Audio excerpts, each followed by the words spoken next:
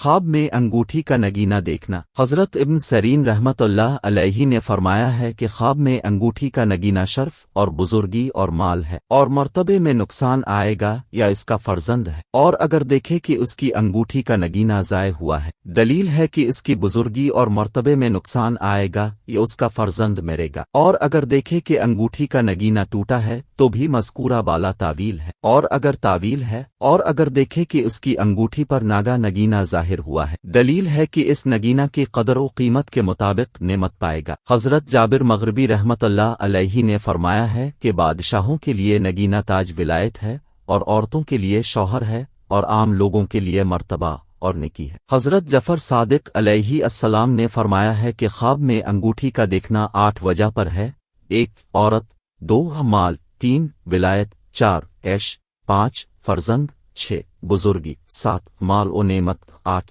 عمل۔ خوابوں کی تعبیر جاننے اور مسائل کے حل کے لیے اپنا ذائچہ بنوائیں۔ تاریخ پیدائش، وقت پیدائش، مقام پیدائش، روحانی مشاورت فی سبیل اللہ کریں۔